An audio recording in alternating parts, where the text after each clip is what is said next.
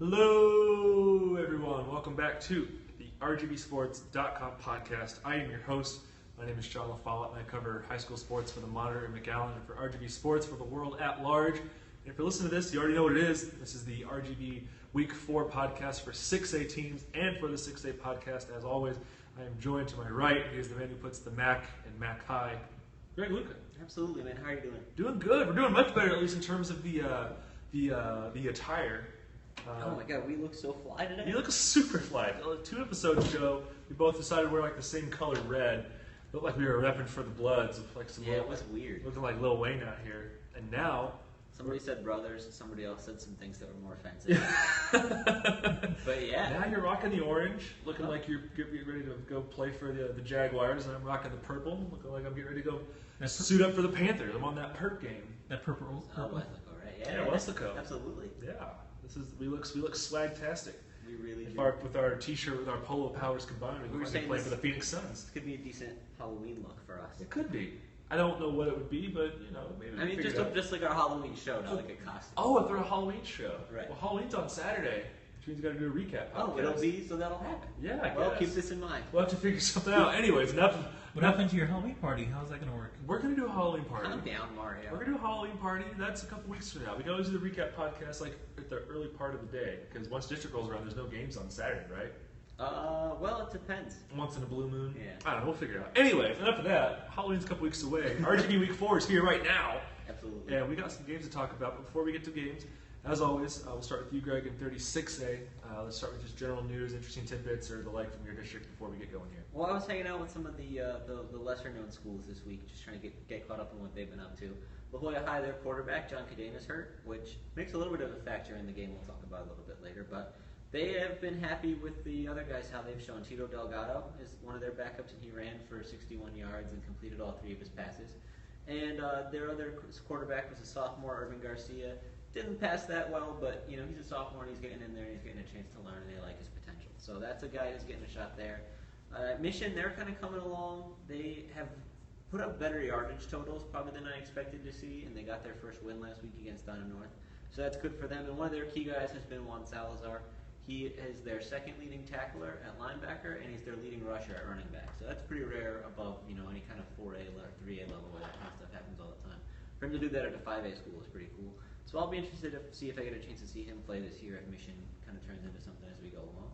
And at Juarez Lincoln, who's been kind of the bottom feeder of this district, they have some depth at running back they're finding out because their sophomore starter, Adonis Barrias, is dealing with a high ankle sprain. So they've had Levon Pequeño, a converted tight end, doing some stuff back there, and Carlos Gonzalez has been sort of a backup that they thought they would have, but he's also produced pretty well so far. So those are those guys, and then everybody else I think we'll cover over the course of their games once we get into that. Right, and if you want to read more about the little notes that Greg just talked about, that's on RGVSports.com or in Thursday's edition of the Monitor and newsstands everywhere, or in your neighbor's mailbox if you want to go steal it. So, how could you? I mean, it's not that bad, is it? I mean, these papers cost like 75 cents or 50 cents at the gas station. But the knowledge is worth countless, thousands of dollars.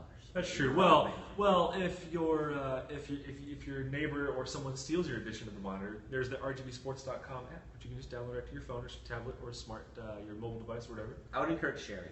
Sharing, yeah. Sharing could be good. Yeah. Stealing, I mean, this is borrowing without asking. Okay. I mean, you're not like stealing a car. Yeah, you make a convincing counterpoint. You mentioned some of the other teams that we'll talk about. Let's get into one of those right now. Of course, the big news right now. We've always talked about Trevor Speights because he's the best player in the Valley, but this week it's a bit more. This week and maybe next week it's a bit more notable, just because he's creeping up on a special moment in his career. Probably. Just tell us a bit about what's going on with Trevor Speights. I mean, McAllen Memorial Mustangs who play Edinburgh North on Thursday there in McAllen. Correct. Well, Trevor Speights is only 283 yards away from tying the Valley all-time career rushing record, which is held by Bradley Stevens, and that's 7,803 yards, which is quite a bit of yards. Yeah. And he has a chance, obviously, to do that against Edinburgh North because he is averaging 282.3 yards, which is 0.7 away from what he would need to do to tie. Now, I have a theory that he's not going to get there in this game for a couple of reasons. One is that he carried 34 times in a Saturday game, and now they're coming back and playing Thursday, so that's only a 4-day rest period for him. And if you look at this game last year, He only ran 14 times for 216 yards because the game was a blowout. And I think it could very easily end up that way again. So I doubt that we see Trevor get the record here. And in talking to Coach Littleton today, they are not going to try to get him to the record if it's close or whatever. They have no problem waiting until next week, which is also a home game, and that would be against La Joya High to open district. So again, he's in range of that milestone, and he has a good shot. You know, at decent. I mean, I'd say 35% chance tomorrow that he breaks it. So certainly some history could be made there, but if not, it should be in the week that follows. I remember Edinburgh North McAllen Memorial was the first football game I ever saw in the Valley. I guess it's been 1 year. Indeed. What's tomorrow's date? The 17th? I came down here on the 18th. So Right. September 18th was my first day here to visit before I took the job here. We went to that game, McAllen Memorial versus Edinburgh North, and aside from Trevor Speights just looking very impressive in that game, I'll always remember the unpleasant security guard who decided to get Oh, that guy. Yeah. Hey, if you're listening, I hope you get fired. He wouldn't let me in because I didn't have a pass. Well, people all the time are trying to scam their way into the $2 ticket to go see the Memorial Edinburgh North game on Thursdays. My favorite was in Brownsville. When I was in Brownsville, I would try to get into Sands Memorial Stadium, and the security would say, "Wait, there's someone else from the Herald." I'm like, "Yeah, it's a photographer." Right, that's how He it thought it works. was a scam that we were just sharing passes. Right. We're just trying to get all the people into the high school football games. Yeah.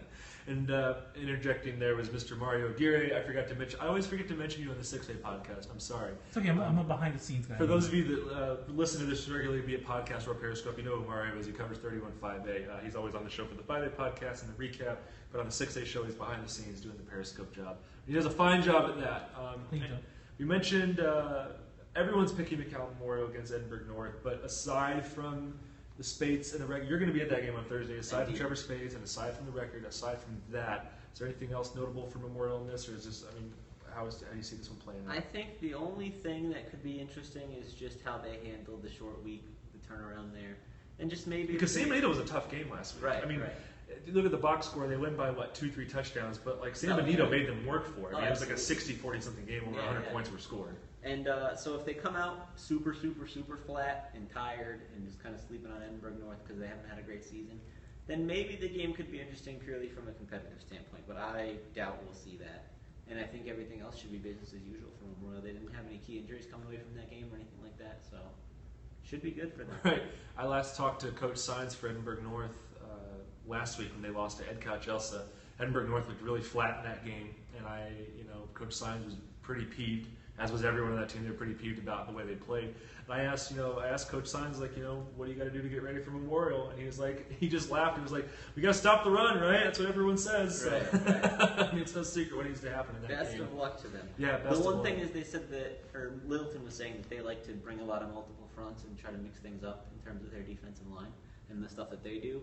And with less time to prepare, maybe that creates a challenge or two, but I doubt it. Yeah, I think Memorial gets this one. I mean, this game, it's not.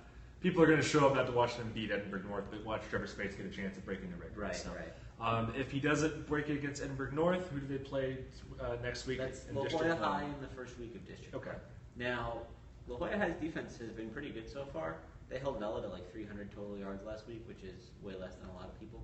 But I mean, considering that he's probably going to have at least 200 tomorrow, he would only need 80 yards. Right, stuff that he'd probably get by the end of the first quarter if he Right. busted off one big run. It seems like a shoo-in. Right.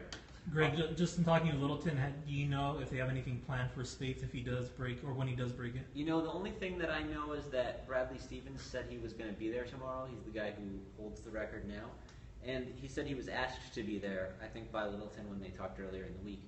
But when I talked to him about the actual event and when I talked to Littleton about the actual, if he breaks the record, they said that there's nothing sort of planned or set in stone yet at this point.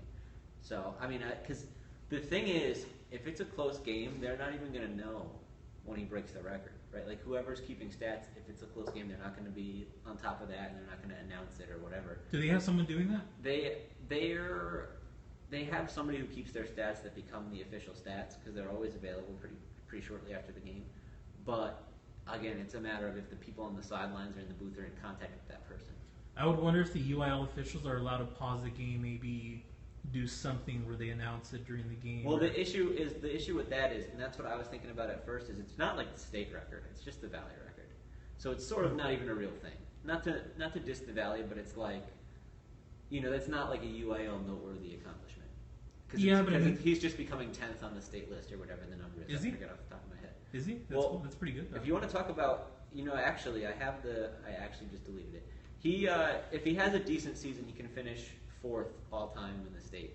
It's really something good. Like there's a couple guys in like the high 8,000s, and then there's a huge gap, and then there's 3 people in the low 10,000s. So he could easily land in the sort of 9,000-ish range. Do playoffs count? Where he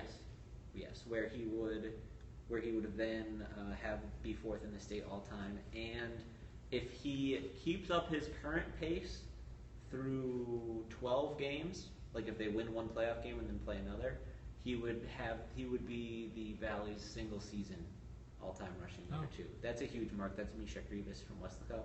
But if he can keep up this pace and they can do well in the playoffs and he can continue to do well at that point of the season, then he would have a shot at that one too. Pretty good stuff. Good stuff. Interesting. I didn't even think about. I mean, yes, there's the Valley record, but you bring up the good point, the fact that not to diss the Valley, but it's not necessarily pause the game. I think it's something that's right. cool for us. Right. But again, you bring up the interesting point that the fact that it's. Every time we talk about Trevor Speights, he's so good and he's so productive that it's almost just become kind of routine, Right. And so, and again, not to take away from what he does because he's obviously very, very good at what he does. Real quick, you just pulled up the stats right now. Who's the number 1 all-time rusher for high school football in Texas? This is Kenneth Hall of Sugarland from 1950 to 1953, who had 11,232 yards. So Speights entered this year at 6,673. So he can't get to that mark. But you see the guy here in 4th has 8,855. So if Speights had, a 2,300-yard season, he could be 4th all time. How many did he run for last year? That would be 2,400-ish. Okay, so it's not out of the realm possibility for him to do 2,300 because he's done it before. No, absolutely not. Okay. And he's averaging 280 a game, 270 a game, whatever we just said. So if he just keeps that up for 10 games, right, and it helps that he's in a district that has a lot of doormat teams. Right, it helps that he's on the best team in a district that isn't known for its depth in terms of competitive talent. Last year was 24-67, but that's not counting the playoff game. I haven't. Yeah, even the Del Rio game they lost, but he still got 200 yards. So he actually did get to 2,700 or something. Yeah. So, Trevor Speights, in case you haven't heard, he's pretty good. Right. Anyways, that's the game we're going to cover. McAllen Memorial, we're going Thursday. Friday, you're going to have a much more interesting game to watch. It's going to be Roma at Palmview. This game was on our radar for about 2 weeks as a possible game of the week. It really was. And then Palmview let everyone down, even me. They were my lock of the week last week to beat Rio Grande City. They lose by 1 in overtime, 35-34. Maybe a chance to talk to the head coach about that, or anything before we get to the Rio Grande Roma game. Excuse me. Have you had a chance to talk to the coach about Rio Grande City? What happened there? What were some of the things that didn't go their way? I have not, but I plan on. I called him today. I'll be getting in touch with him tomorrow for sure. But like we talked about a little bit on Saturday's show, the things that alarmed me were the defense in general, not just that game, but against PSJ Southwest, and how they could possibly try to stop Ramon Espinoza. I could see him going off for 400 yards in this game or something outrageous if they really, really needed it, and if he was on, and if the Roma line is on, and if Palmview is a little bit off. And at the same time, they're going to try to counter with their own back. They have Joya Palmview, and he's had a great season in his own right. So to me, it comes down to a battle of those two. And it's sort of similar to what we talked about with the Roma and PSJ Southwest game. It's two teams that run the ball and presumably play defense well, although this year that's been way more Roma than Palmview. Yeah. And who are coming off their first playoff appearances in program history, and who are kind of trying to continue to build forward. But it just looks like right now that Roma is a step ahead in that same game ahead of where Palmview is. So did you pick Roma to win this? Or what? I did, yes. So you picked the score 36-20? I think that sounds about right. I don't remember what I put for But either way, you picked it to be a double-digit win. Yeah, I feel pretty comfortable about Roma being able to get some stops and being able to run the ball successfully, and Palmview just trying to do those same things but not being able to. And Ramon Espinosa, we've talked about him and Joya Palmview. Both of these running backs we've talked about extensively on this show, and just the numbers they're putting up in the early part of the season, how impressed we are with what they're doing. Espinosa, how many yards does he have, Mario? 800. 810-ish? He's 809. He has 809 and 11 touchdowns. 11 touchdowns, I was going to say. And Pena has how many? Palmview has Pena has 697 and 11 touchdowns. 11 touchdowns. If I'm not mistaken, I just looked through one column of our sports page, but I think Ramon Espinosa is behind. Trevor Speights is only like 800-yard rushers through 3 games. Okay. If I'm not mistaken. Okay. Now, and then like I talked about, Roma's defense is allowing 160.6 yards per game, and Palmview is allowing 321. Yeah. Obviously, there's a lot of Right. At this time of year, it's who you played, and for Roma, there's one of those games only lasted a half because it was La Joya High and they Right. had it end early. So there's all sorts of factors that go into that. But again, I don't think there's any way you can spin it that one of those isn't a better. Well, Greg, do you think? factor. Sorry, do you think Palmview could score that many points against Roma's defense? How many points is that many points? 20. I think you had 20, right? Projected 20. Maybe. I still want to believe in their offensive line. I mean, they scored. Oh, they're big, right? They did decently well against Rio Grande City, and I would think that. I think for me, the bigger concern right now is the defense for Palmview, and if we even were to think that perhaps they couldn't run against Roma last week, we saw flashes of this passing offense that I had never seen from them before, where they passed for like half the total that they threw for all of last year. Yeah. So Palmview, maybe that's something that they can go to if they need it, where I think they'll find a way to put some points up. But, I mean, I just don't think they can keep up with Roma. Now, what happens if Palmview does beat Roma? I don't know. My head just explodes. Now, say not just hypothetically, if it's not a close game, if Palmview just totally redeems himself from the mishap that happened in Rio Grande City, and they just embarrass Roma, what's that? I mean, that not only changes our perception of Palmview, who dropped out of our top 10, but that changes the perception of Roma, who went into our top 10, who we're all pretty high on. And it changes my perception of Rio Grande City, too. Yeah. There's a lot of things that would go kind of out of whack if that happened. And it would come back to the same argument that we've kind of had, and if you'll let me spin this into the next game, is all season long I've been trying to compare Palmview and McAllen High. Because we think McAllen Memorial is ahead of the pack in the district, and we think everybody after those 3 is a step behind. And that would be a big step in me thinking that they could beat McAllen High, which I haven't been able to get on board with yet. But again, McAllen High, it's so hard to figure out where they stand because they haven't been involved in a close game yet this season. Yeah. They got blown out by Permian, and then they blew out Edinburgh High, and then they got blown out by Harlingen. So, and now this week they're going to face Corpus Christi Carroll, where Carroll seems like a very strong team based on going 9-2 last year and being 2-1 so far this year, and having their only loss was a pretty close game. So I would presume that they're a strong team, but whatever happens in that game, I'm still going to feel like I don't really know much about where Mac High stands. But that would certainly go a long way in me feeling like Palmview could finish second in the district, which is something we've been sort of touching around or flirting with, or however you want to call it, for since the start of the year even. Just that, can they make that leap after last year, just getting to the playoff level was a huge step. Yeah, that's a good point. You mentioned Mac High. I mean, in the early part of the season, it was more of a reputation pick. Also, McGowan, the transfer from North Carolina, coming in there, pretty highly touted. And like you said, I mean, you still don't know what to make of Mac High.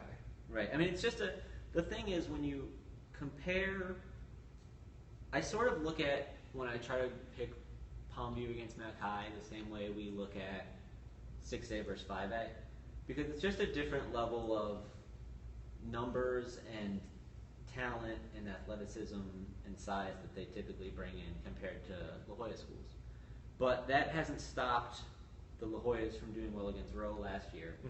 And again, yeah, maybe Mac High is a reputation pick at this point, but maybe they've earned that, and I have seen enough of them to know that they're not inept by any means. No, yeah, that's not what we're saying. No. So it is tough to say how that ranks, but I feel like I really have to lean Mac High unless proven otherwise. Okay, there's a fire in here? Is there a fire alarm? This is a first on the show. Let me go make sure nothing's on fire. Sorry for this, folks, on the podcast and the Periscope. We just had the fire alarms go off. I don't know if they're testing the system or... At this time? I mean, I don't know. Well, we do have a lot of fire hazards in the... Maybe. Where you plant stuff. I'm really... well, while Greg's working on that, let me just run through, again, just to reiterate for 36A, McAllen Memorial is going to play Edinburgh North on Thursday, as Mission's going to play Edinburgh High on Friday. McAllen High is going to be playing Corpus Christi Carroll.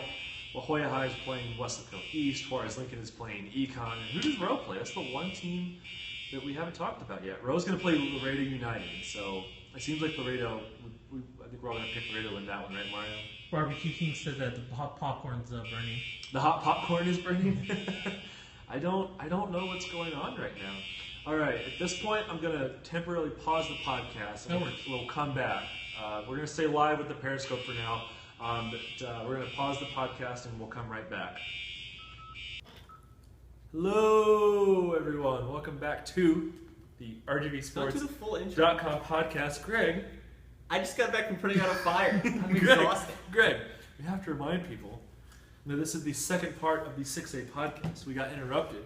We were going to do a full show, talk about 36A and 31-6A in one show. Now we got to separate it because there was a fire alarm. Because, from what I understand, some pipes, some water pipes lost pressure, which automatically set off the alarm, which means we had to have the fire department come out here and check things out. We had to be removed. We didn't have to be removed. We were asked to leave the premises. No, not that. It was that we were told. We were told to leave the premise. We were told to leave the building. Mario's life was in danger because he went back for his stuff, but he made it out.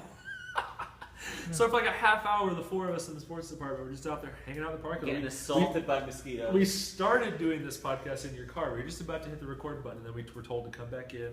Had to wait about 10 minutes for the alarm to go off, and now we're back. We're safe. Last we left off, talking about 31. We talking about 36A, your district. You know, Palmview versus Mac High. At some point in the season, you think Mac High is still the better team. The one team we didn't talk about was McAllen Rowe. Who do they play? They play a Corpus team, correct? They play a Laredo team. A Laredo they play team. Laredo United, and they're probably going to get smoked in that one. Okay, fair Laredo enough. United put it on Sherryland. All right, good. just wanted to mention that. That covers everybody now. Okay. They're going to have some trouble. Well, we got to do your lock of the week now. So it should be noted that you and Mario are the only two who are perfect. Palmview let me down last week. Correct. You have picked Palmview week 1, you picked La Joya High week 2, and you picked Brownsville Vets in week 3.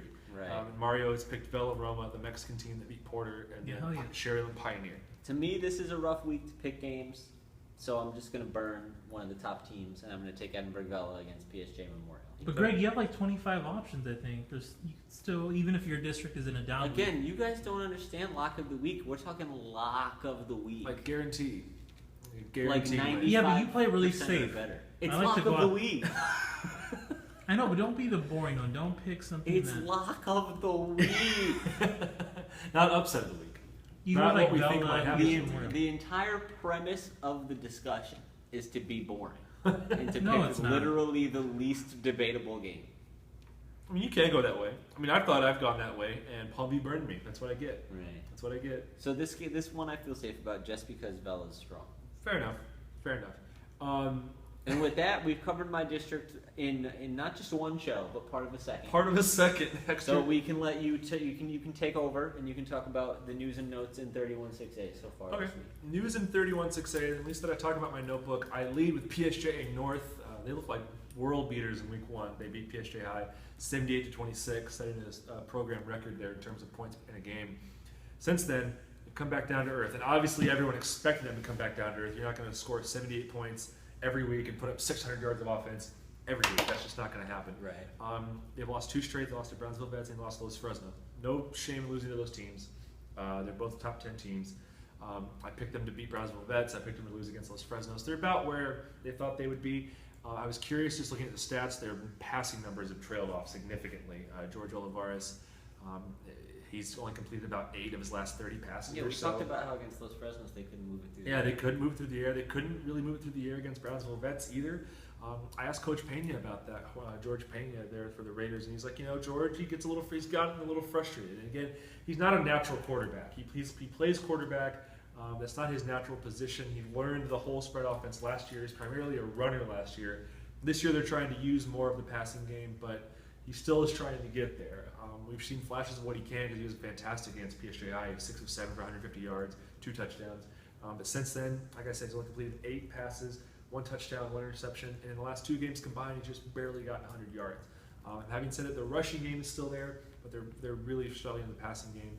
And if they want to get to where they want to be later this season, they've got to be that dynamic. They've got to be able to play, balanced offense. Right. Because we see them potentially being near the top based on the strength they had last year and right. guys coming back. Right. The staff. I picked them to finish second in that district for sure. And if they're going to do that, they need all those pieces working. Yeah, and against Brownsville Vets and Los Fresnos, when the passing game wasn't there, in the defenses they just put 8 guys in the box, dared them to run, and they couldn't do it. Right. Anyway, that's who I talk about there. Also, just briefly, I talk about Edinburgh High, and I talk about PSJ Memorial and Weslaco East in my notebook. If you want to check that out, it's at RGVSports.com. or today's issue of the Monitor. And so other than that, that's just about all I've got. Anything else you want me to talk about, or you want me to? Well, get into some games. What are you going to be watching this week? I'm really excited. I got the game of the week. This is my first time having game. Well, it's my right. second time having game of the week. I had What was PSU North Brownsville Vets. Okay. That was game of the week. This is my second one. This one I'm really excited for. This is the first football game I've covered for a Valley team that I'm like actually excited to go cover because I want to see how this plays out. Right. Game of the week, it's Harlingen visits Weslaco. You saw Harlingen last week. They played Mac High. That was our game of the week a week ago. I'm surprised how much of a debate we had to have about this. Some people wanted PSA Memorial versus Vela. Others wanted. We talked about Roma versus Palmview, but since Palmview lost, the luster's kind of gone from that game. Right. But I'm excited about this game because you've got two top 10 teams in the Valley. Weslaco's number 6, Brownsville. Weslaco's playing number 7. Brownsville. Harlingen's number 2. Excuse me. I was getting mistaken for Brownsville. For the Valley top 10 this week? Yeah, for the Valley top 10. Harlingen's number 4. And Weslaco is 6. Weslaco is 6. Either way, Harlingen is 1-1. Weslaco is 2-1. They lost last week to Corpus Christi King, 38-27. That game was pretty close. They had about 3-4 turnovers there. They probably could have swung the game for them. I haven't had a chance to talk to either coach yet. I'm going to do that tomorrow. But, with Weslaco, it's no surprise what they're going to do. They're going to run the ball almost every play. For 3 games, they've gained 1,000 yards plus on offense, and only about 81 of those have come through the air. Right. All they want to do is run the ball. And I forget you cover this district. Who was their go-to guy last year? Who's at Weslaco? For Weslaco. Who's their go-to running back last year? Was it Eric Guerrero? Gonzalez? Eric Gonzalez? Eric Gonzalez? I think that's right. Okay. He graduated. They lost him. He graduated. They still are putting up the rushing numbers. They just don't have that one go-to guy. They've got, so far this season, they've had about 9 to 10 guys touch the ball this year, but they've got 3 guys they rely on primarily. That's Brian Guerra, Jonathan Martinez, and Usael Gonzalez. Brian Guerra leads the team in rushing with 319 yards. Usael Gonzalez, he's got 282. Those two have combined for 4 touchdowns. They're going to run the ball. Now with Harlingen, I haven't had a chance to talk to Coach Goins, but tell me, you were there last week when you saw them. How does a team like Harlingen match up against a team like Weslaco that just wants to run the ball exclusively? How do you see that playing out? Well, they're fast and they're athletic, and that was something that jumped out to me on defense was how much they were able to sort of get some pressure and just sort of be disruptive and fly to the ball, and really where they were exploited was on big plays, and just because Josh McGowan was so fast that he was able to find a hole a couple times and just take it to the house. That doesn't strike me as being Weslaco's kind of offense. I don't know if they've been a big play team this year at all. Do you know? Not really. Really. They've got a lot of, Brian Guerra, he's gotten 319 yards, but he's averaged about 8.6 yards a carry, which, that's good, but they're not tearing off a lot of big plays. They take long drives to go down there and score. They take off about 8, 9, 10 yards off one play at a time. So. I just think if you're the type of team like Weslaco that you rely on getting 5 or 6 yards of play and churning it out, and the Harlingen defense can make that 2 or 3 yards of play, now you're getting nothing. You know what I mean? Right. And I think that what I saw against McAllen High was that on the majority of the plays, they were holding them to 1 yard, no gain, or even a loss, because they were just so quick to the ball that they were meeting the guys in the holes, or just being on top of the screen pass out to the side, or whatever it was. And if they do as good of a job against Weslaco, sort of reading the option game, figuring out where the ball's going and how to handle that, then that could be a long day for Weslaco. It's funny, I forgot to mention this to you earlier, but I remember it was just sort of a comment in passing that Manny Gomez made after the game, the Harlingen coach Manny Gomez made after the game last week. So one of the TV reporters asked him about getting ready for Weslaco, and he said they run that offense that should be outlawed, because nobody does that in the pros. Like, that's not. I thought that was funny. He hates the option game, I guess. Yeah. The whole slot T deal. Mm-hmm. I guess he thinks it's just kind of gimmicky, or I don't know, but you could say that, but Weslaco does go to the playoffs all the time. Right, it works. It works for them. But it doesn't make it not gimmicky, and I don't know. That's neither. But is it gimmicky if it's successful though? Yeah, absolutely. Is it though? Well, if you do it time and time again, the whole thing is, to me, gimmicky implies that it'd be easy to stop, or it's like a joke. But it's a lot based on sort of deception, right? And I think there's a chance that a team that's just better than them can line up and stop it pretty well. Oh, sure, yeah. If you're that one-dimensional, absolutely. I'm not saying it's out of the question. I just disagree that it's a gimmick. That's where this week, if Harlingen is a grade better, then it'll show pretty clearly. To me, gimmick implies that it's superficial. gimmick to me, like, no one says like gimmick in a good way. It's always with a negative connotation. I Like guess. if it's a gimmick, it's easy to figure out. If it's easy to figure out, you don't go to the playoffs as often as they do. You don't win No, as that's districts true. as often as That's they do. true. I mean, it's proven to work at the high school level. Right, at the I high guess school the level, reason right. that it's a gimmick is because it can only work at the high school level. Oh yeah, sure, yeah. That's probably how. Right, but again, like how many NFL people would come out of Weslaco High School? Right. How many? No, it's sort of how many relevant. D1 it's college? Sort of relevant to the conversation. Yeah, how many whether- D1 college scouts are coming down to watch Weslaco High School? Right. It's just It doesn't have any bearing on this game. right. The Valley's not a I just thought hotbed it was an of interesting thing for him to say. right. So I'll have to ask him about that. Right. And I mean, you call them a gimmick, but again, they've got over 1,000 yards just from rushing. The thing, everyone's picked Harlingen. I wouldn't be surprised if they win, obviously. I picked Weslaco in this. I was the only one for the monitor to pick it. Maybe call it a homer pick. I don't know. I just go with what I know is familiar. And again, I haven't seen Weslaco play this season, but I'm just more familiar with what they do. I don't know Harlingen. Looking up on their numbers, though, offensively, they're very balanced. They run the ball, they pass the ball with about the same level of frequency, at least in terms of, Right. of level of production. About 54% of the yards have come on the ground, the rest have come through the air. And so I'm curious to see defensively for Weslaco how that's going to match up, because so far this season, they've played other teams that are kind of like they are. Like Donna High runs the ball all the time. They opened the season against against Harlingen South. That was a close game because Harlingen was able to pass the ball down. Right. Harlingen South was, I should say. But what gives me hope here is Corpus Christi King. Last year Corpus Christi King beat Weslaco 28-7. And this year's Weslaco team is supposed to be worse than last year's Weslaco team. And this year the Panthers lost only 38-27. They were able to score like 4 touchdowns. That's encouraging. And again, we've seen what Harlingen can do against non-Valley teams as well. They played San Antonio Reagan very well. I know they lost 42-21, but they were ahead 21-7 at one point in that game. So defensively, it's going to come down to who limits the turnovers. Right. It's going to come down to which defense can figure out the other team's offense. In a sense, I mean, I think there's a chance that once they get out there, we see that Harlingen's players are just faster and more athletic across the board, and it becomes kind of a mismatch in that sense. Yeah, I can see that. I think there's a chance of that. I'm not saying it's going to happen. Right. No. Yeah. But That's certainly I not don't a think that's in possibility. play the other way. Yeah. I think that if anything, Harlingen might have Right. it covered that. I agree, and maybe this was just Coach V blowing smoke, Coach Varial for Weslaco. You never know, but I asked him, what are you looking to get out of your team against Corpus Christi, against King? How are you? What kind of measuring stick are you looking for? And he said speed. He wants his team to play faster. So did they come away feeling like they did it? Or? I haven't had a chance to talk to him yet. I'm going to hope to talk to him tomorrow. But again, like I said, on paper they played better than they did last year against King. If they had 4 turnovers, and if those 4 or 3 turnovers aren't there, maybe they win that game. Who knows? And maybe we're a bit more high on Weslaco coming into this game. The thing is, Weslaco might be able to do.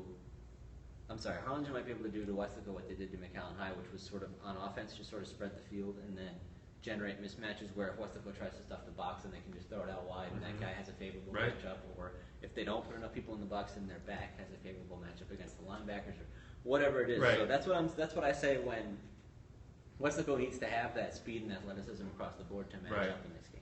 And if Weslaco loses, are they still a top 10 team? Probably. Yeah. They're still the heavy favorite to win the district. In the last episode for the recap podcast last week, I made a bold prediction. I said Weslaco is going to go undefeated in this district. Right. It's not going to be easy.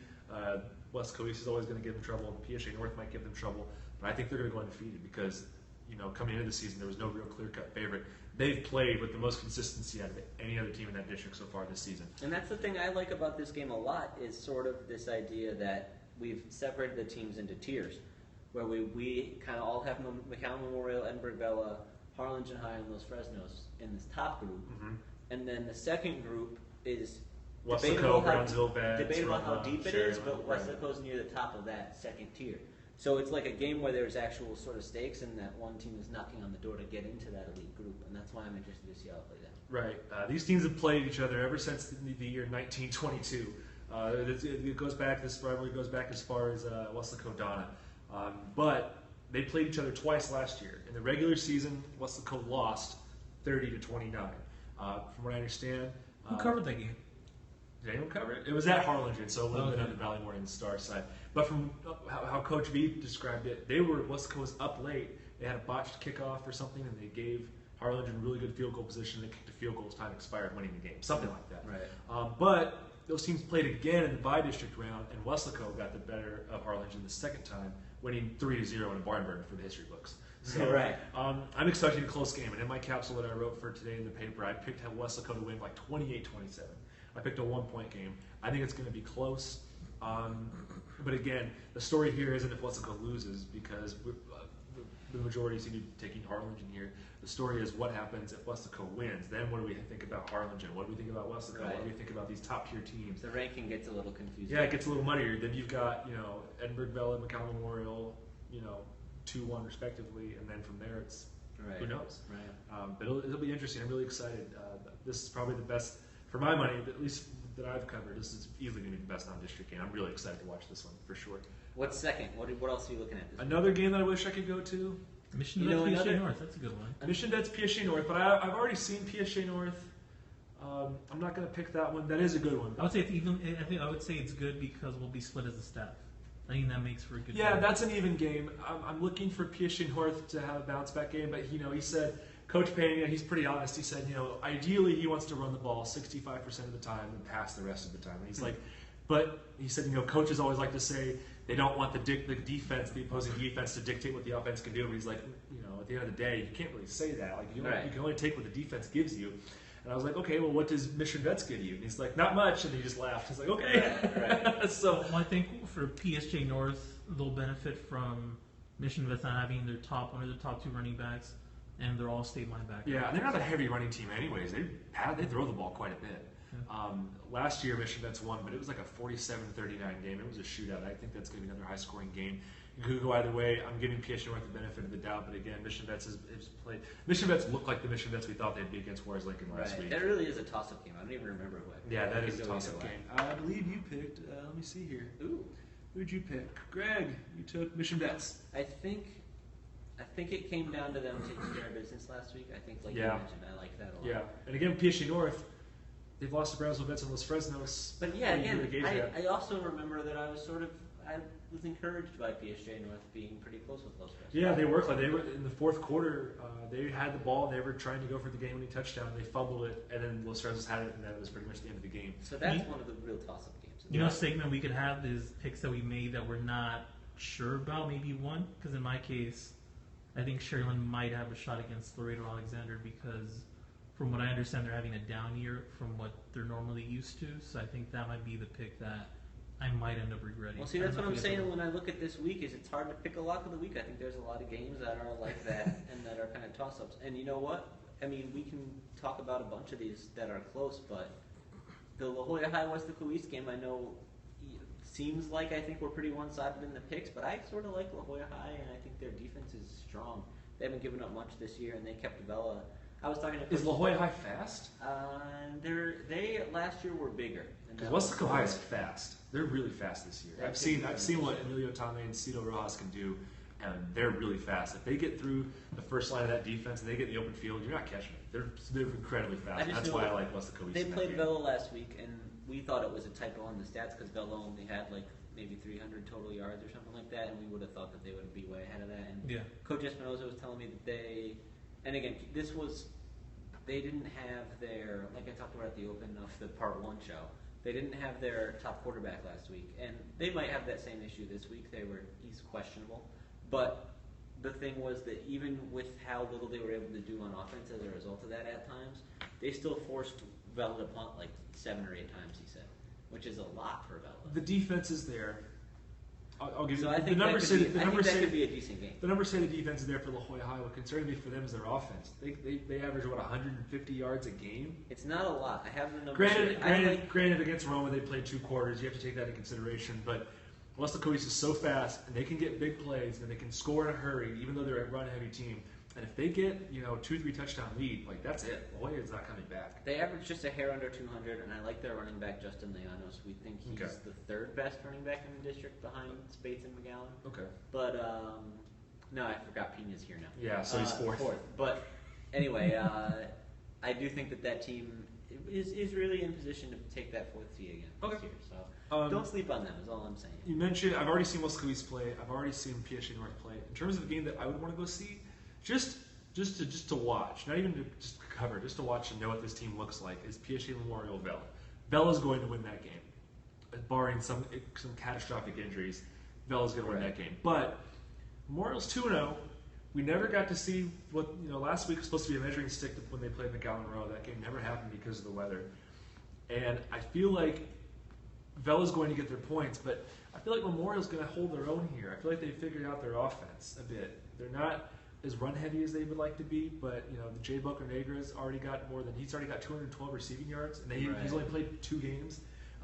Mike Gonzalez is completed about 70% of his passes. They're playing efficient football right now, and if we've seen from Bella, our biggest concern is the defense. Like, yeah, they score 70, but they're also giving up 40, and they're winning. At the end of the day, but I think Memorial will be able to at least put up some points on the board, and I don't think Bella's not going to be able to pull away until the fourth quarter or so. But again, who knows? But I want to see what Memorial looks like, not just offensively, but defensively as well. So that's what I want to cover, just to get a feel for that team. I know you have the swear jar here, but I'm going to present us with a conflict because one of the Periscope viewers requested that we talk about Economides. Okay. They're not a swear jar team. But Juarez Lincoln is. No, they're not. I thought they were on the verge. They're on the verge, but they're not. Economides. Congrats to Econ. They got their first win last week, and it's no coincidence that they got their first win because their running game woke up finally. They played. Who did they play last week? PSA High. Yeah, I know PSA. dominated. Yeah, dominated PSA High. They ran just running the ball. They ran for 222 yards. They got about 115 through the air. Meanwhile, PSA High, they got 16 total yards of offense. And again, PSA High is struggling this year. They're young. They're in rebuilding mode. But at the same time, that's a good sign. Econ had come into this game, really struggling to run the ball, and their defense wasn't getting stops.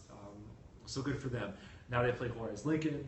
I don't expect them to hold Juarez Lincoln to 16 total yards of offense again. But they were without Chris Izaguirre. Econ was. They're one of their better running backs. They were without Alan Garcia, their tight end, who's probably one of their best offensive linemen as well. And Jesse Gonzalez, their quarterback, he played efficient at under center, and he ran the ball in for a touchdown as well. So I think they're going to beat Econ. I think they're going to beat Juarez Lincoln pretty easily.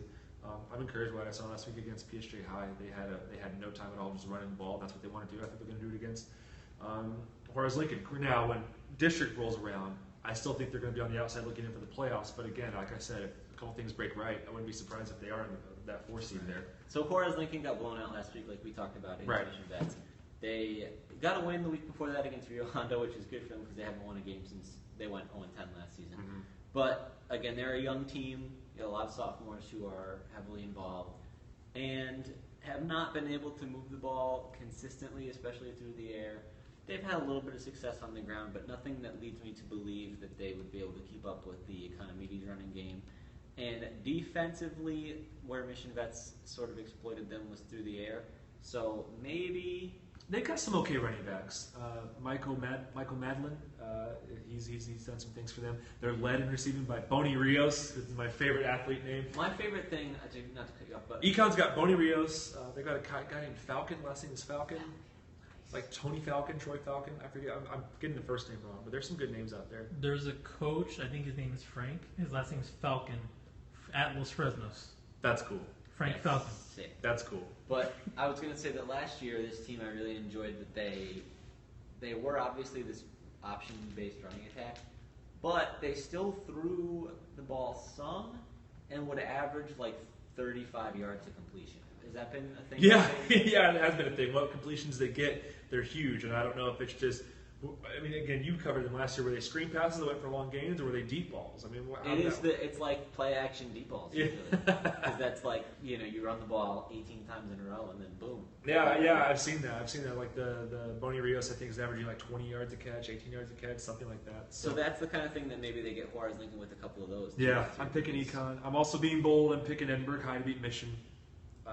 They beat him last year 2-0. I know I'm being bold here. Everyone else is picking Mission. I think This is one of the things where I'm using my heart instead of my head. I want the Coach Escobar and that coaching staff and those kids. They work their butts off, and it would be such a shame for them to go winless. And if they don't win this game, I don't know another game they're going to win. I really don't. I dogged Mission High's new offense in the preseason and early on, but they've averaged 271 yards a game, which is not. That's not awesome, but that's not awesome. But Edinburgh High is only averaging about 150. Right, 270 is like average-ish, and that's average for them is big thumbs up. Right. That's a step up from where they've been. So that's why I like them in this game. I think they're taking more steps forward faster than Edinburgh High is. I think those are all the teams I need to talk You have to about. make a lock of the week, right? Yeah, I got to make my lock of the I week. think I stepped on this a little bit earlier. It's all right. It's all right. My lock of the week, I'm taking the Wildcats of Weslaco East over Yeah. La Joya High. I think, like I said, I like their speed. They've had 2 weeks. They've had 2 weeks to get ready for this game. So That's they true. didn't play against Harlingen South. Last time they did play, they got blown out by San Benito. Coach Bergen's not going to let that happen again. Right. I don't see the Wildcats dropping 2 straight, especially with an extra week of preparation. But they've had some injuries, another week to get guys healthy. I think they take care of business against La Joya High. I think that game's going to be a blowout. I'm taking the Wildcats for sure. Okay. That's my lock of the week. Lock it in, folks. What about not John? Greg is meeting Coach Haviker Friday. Is that I'm okay? excited. I hope he returns my calls. If he's hearing this, it's probably too late. I But like Coach Haviker. I like coaches at Roma. They're all stand-up guys. yeah, I think I hope we can have a nice cordial relationship. I You don't think see it'll why be not. civil? It'll be civil. I mean, I'm a very nice person. After trolling Roma for the bulk of last I've season. had to admit that I was wrong about Roma so many times now.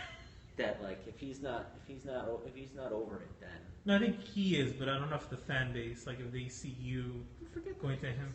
Yeah. whatever. No, I like those people. They're. You know what I've found is that the people that I've started to get on for stuff, be it La Jolla's or be it Rio Grande City or be it Roma, are typically the people who are most invested in this sort of stuff. So I like that. I got to change my tune a little bit. Maybe get mad at the McAllen schools. I don't hear as much from them. The players are cool and the coaches are all right, but the fans I don't hear as much from compared to Rio Grande City. Yeah, Rio Grande City and Roma. Yeah. So I gotta show them some love because they show us some love. Well, I think That's it's what like all about. I think it's the kind of thing where if you mess up, then you'll hear from them. Right. But if right. you do well, it's just they won't say anything. Yeah. Whereas these other guys, they're happy we're paying attention. Yeah. They are And we're happy they're paying attention. They are on our radar for sure, certainly, especially with Rio Grande City now. Both of their wins have been big upsets, Ingleside and Palmview. So, hashtag shock the valley. Am I right? Word. Hashtag buy Mario a brisket sandwich. Yeah. So, I mean, I'm glad you got that movement going because people mentioned it like 3 or 4 times when I covered Rio Grande City. that's awesome. Movement going. Good for them. Good for Rio Grande City football. Who do they play again? King? Corpus Christi. Corpus Christi King. That's gonna be tough. It's going to be tough. But hey, Yeah, they'll go 2-2. That's not bad. no. I on paper would probably have it at 1-3 or 0-4 non-district.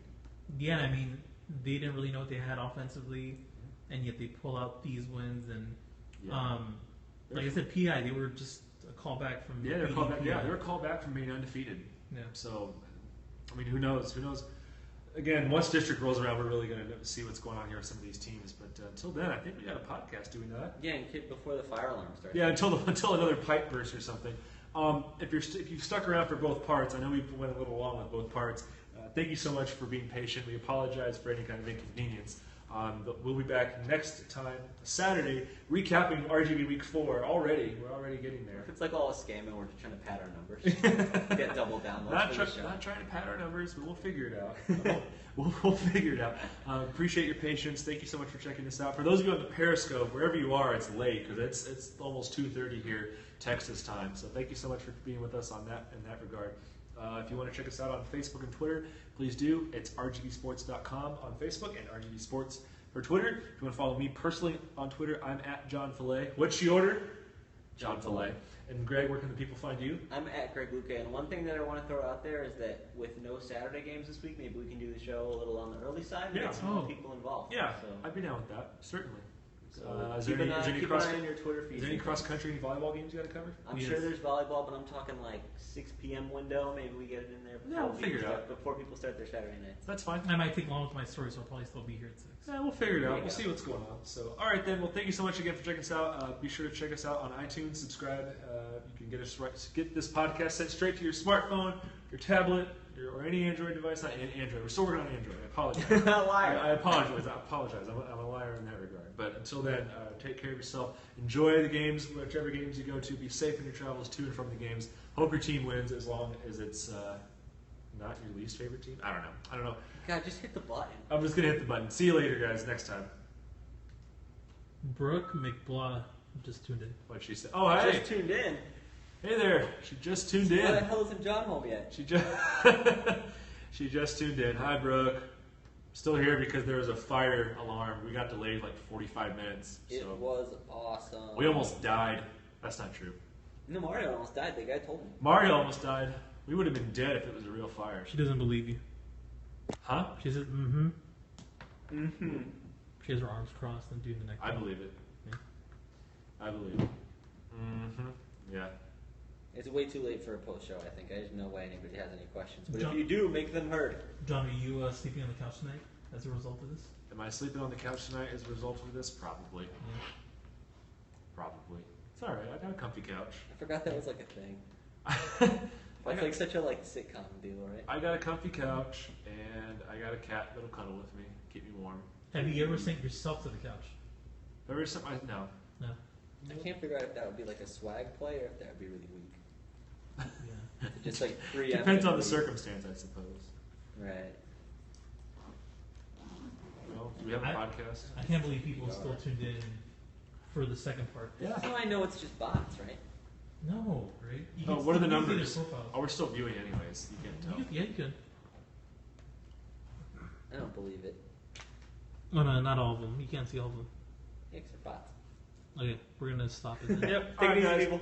See you next time.